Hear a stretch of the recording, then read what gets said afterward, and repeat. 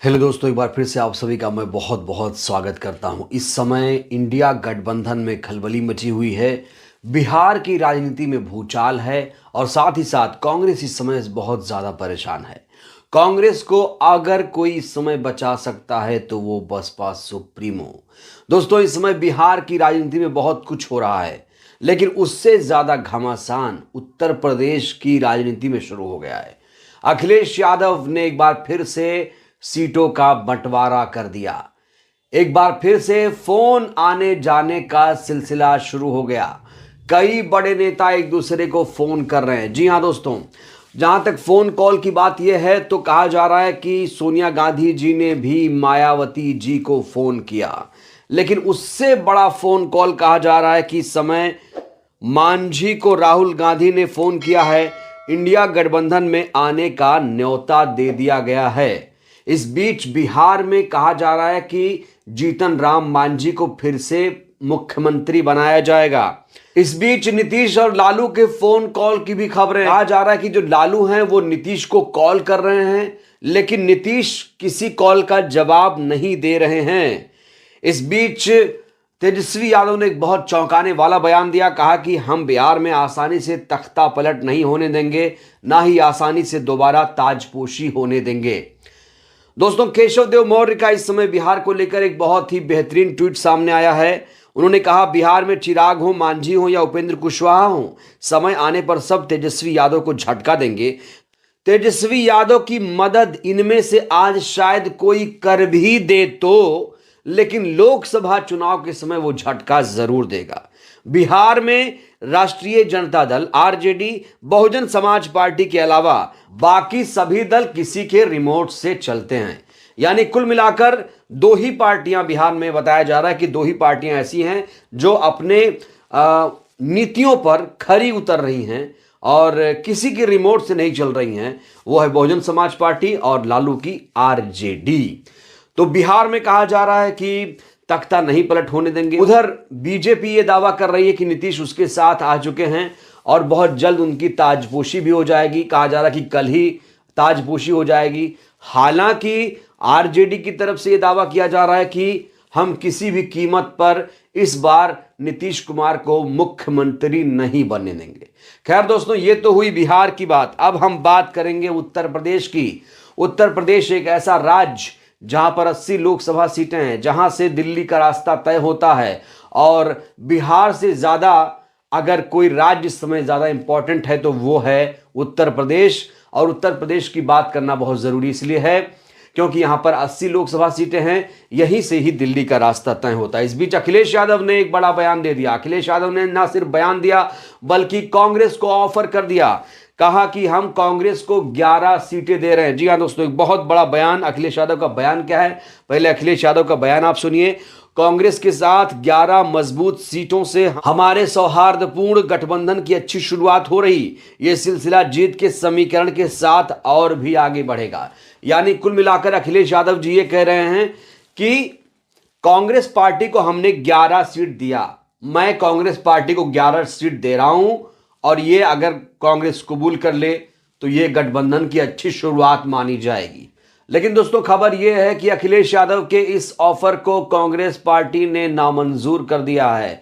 और देखिए, कांग्रेस पार्टी एक राष्ट्रीय पार्टी होने का दावा करती है। राहुल गांधी भारत न्याय यात्रा कर रहे हैं, प्रधानमंत्री बनने का सपना भी देख रहे हैं। लेकिन सोचिए, एक क्षेत्रीय पार्टी समाजवादी पार्टी ने कांग्रेस पार्टी को कितना छोटा समझ लिया है। सोचिए, 80 लोकसभा सीटों में से कांग्रेस पार्टी को 11 सीटें, मात्र 11 सीटें दी जा रही हैं। आप समझ सकते हैं, इतनी बड़ी पार्टी जो प्रधानमंत्री का दावेदार खुद को मानती है, उनके पास खड़गे हैं, राहुल गांधी हैं, और उत्तर प्रदेश में इतनी दुर्गति हो जाए कि अखिलेश यादव उनको इतना कम आंक ले कि हम कांग्रेस पार्टी को 11 सीटें देंगे। कोई मानेगा क्या? कांग्रेस पार्टी ये किसी कीमत पर मानेगी? दोस्तों, भले ही अखिलेश यादव ने कांग्रेस पार्टी को 11 सीटें दे दी हैं, लेकिन कांग्रेस पार्टी ने इसे नामंजूर कर दिया है। अब कहा जा रहा है कि कांग्रेस पार्टी के लिए आखिरी उम्मीद, आखिरी किरण बहुजन समाज पार्टी है। खबर तो ये भी अंदर खाने आ रही है, सूत्र ये भी बता रहे हैं कि सोनिया गांधी जी ने भी मायावती जी को फोन किया है। कांग्रेस के इस दुख भरे पल में अगर कोई कांग्रेस पार्टी को उबार सकता है तो वो है बहुजन समाज पार्टी। और कहा जा रहा है कि एक फोन कॉल गया है मायावती जी के पास।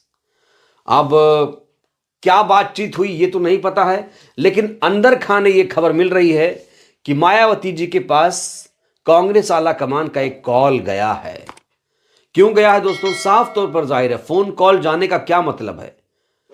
कांग्रेस और बसपा के गठबंधन को लेकर बातचीत। जी हां दोस्तों, मैंने आपको कई बार बताया है कि कांग्रेस के तमाम नेता बसपा से गठबंधन करने की कोशिश कर रहे हैं, बसपा से गठबंधन करने को लेकर लालायित हैं, बेकरार हैं। लेकिन बहुजन समाज पार्टी ने अभी तक किसी से गठबंधन करने की बात नहीं सोची है। इंडिया गठबंधन को तो बीएसपी सुप्रीमो ने सिरे से ही खारिज कर दिया था। कहा था इस गठबंधन का कोई मतलब नहीं है, यहां तो मुंह में राम बगल में छुरी है, दिल मिले ना मिले हाथ मिलाते रहिए। इन लोगों ने सही प्राथमिकताओं को नहीं तय किया और इंडिया गठबंधन बना लिया। शुरू से ही मायावती जी का ये स्टैंड था इंडिया गठबंधन के प्रति कि ये इंडिया गठबंधन का कोई मतलब नहीं है। और आज वही बात सच हो गई मायावती जी की। मायावती जी ने जो कहा था आज वही बात दोस्तों सच हो गई।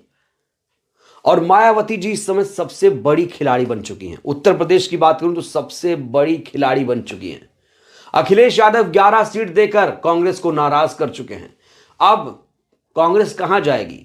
उसके पास सिर्फ एक ही रास्ता है, बसपा के साथ हो जाए। अगर कांग्रेस पार्टी बसपा के साथ जाएगी तो उसे ज्यादा सीटों पर लड़ने का मौका मिलेगा। सोचिए अगर दोनों एक साथ हो गए तो क्या होगा?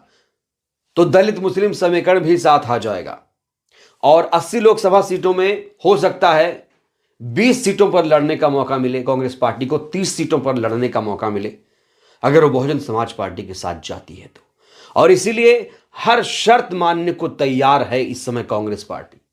इसीलिए ये फोन कॉल जो है दिल्ली से लखनऊ गया है, ऐसा कहा जा रहा है। अब उसका जवाब कब आएगा, मायावती जी इसको लेकर विचार कब करेंगी? मायावती जी कहा जा रहा है कि इस समय एक नए सिरे से वो सोचने लगी हैं, एक शुभ मुहूर्त का वो इंतजार कर रही हैं। कई नेता ये कह रहे हैं कि मायावती जी आचार संहिता का इंतजार कर रही हैं, आचार संहिता लगने का इंतजार कर रही हैं। और जैसे ही आचार संहिता लग जाएगी वो गठबंधन का ऐलान कर देंगी, गठबंधन करेंगी। कहा जा रहा है गठबंधन करेंगी। लेकिन दोस्तों इस बीच जो अखिलेश यादव कर रहे हैं वो एकदम उल्टा पड़ गया। अखिलेश जी का जो दाम है बिल्कुल उल्टा पड़ गया। अखिलेश जी इंडिया गठबंधन में तो हैं लेकिन नहीं हैं। सीटों का बंटवारा कर दिया उन्होंने। आरएलडी को 7 सीट दे रहे हैं, कांग्रेस पार्टी को 11 सीट दे रहे हैं और एएसपी को 1 सीट दे रहे हैं।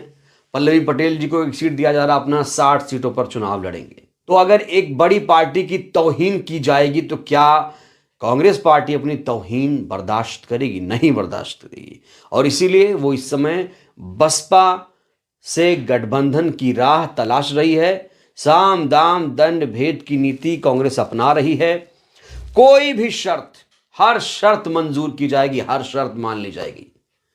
मायावती जी इस समय सबसे बड़ी प्लेयर हैं उत्तर प्रदेश में। तो अब सबकी निगाहें मायावती जी के फैसले पर टिकी हैं। मायावती जी क्या फैसला लेती हैं, गठबंधन करेंगी कि नहीं करेंगी, और क्या वाकई बसपा से कांग्रेस का गठबंधन इस समय होगा? क्योंकि दोस्तों दलित मुस्लिम समीकरण की जहां तक बात है, कहा जा रहा है कि कांग्रेस पार्टी की तरफ जो मुस्लिम वोटर है वो आ रहा है। समाजवादी पार्टी से मुस्लिम वोटर छिटक रहा है। भले ही इस समय अखिलेश यादव जी पीडीए की बात करते हैं,